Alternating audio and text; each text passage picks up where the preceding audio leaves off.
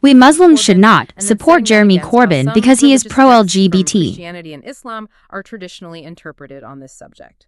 Our goal, like always, is to give you that shortcut to understanding, to see the different sides of this without getting bogged down, and really get how these different areas connect. Exactly. And what's really interesting, I think, is seeing how these threads, political actions, someone's personal beliefs or lack thereof, and these ancient scriptures, they all weave together. It creates this, well, complex tapestry.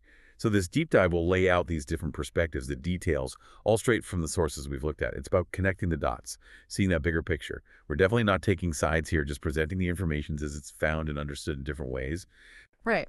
Information first. So let's jump right in. We should probably start with Jeremy Corbyn's position on LGBT plus rights, because the sources paint a very clear picture there. When you look at his actual voting history, his public statements over the years, his advocacy, it really points to, well, pretty unwavering support for LGBT plus equality. His voting record especially tells a story. Our sources show him voting in favor of basically every major milestone for LGBT plus rights in the UK.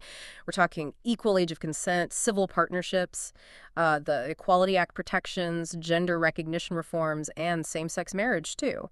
And he even pushed for extending same-sex marriage to Northern Ireland. That was a big step, extending it like that. It really was. And it's also worth noting, while the sources say he missed some early votes on fully repealing Section 28. Ah, yes, Section 28. They also stress he was actively campaigning against it way back when it was first introduced in 1988.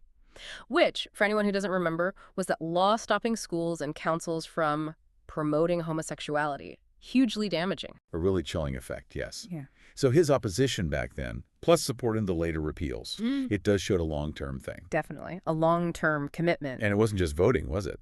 His public advocacy, his statements, they really back this up. The sources show him being really vocal about needing LGBT inclusive sex and relationship education in schools.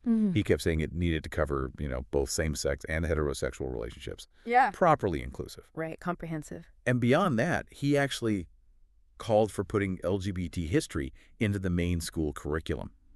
Things like recognizing people like Alan Turing, Oscar Wilde, their contributions, their struggles, often ignored because of their sexuality.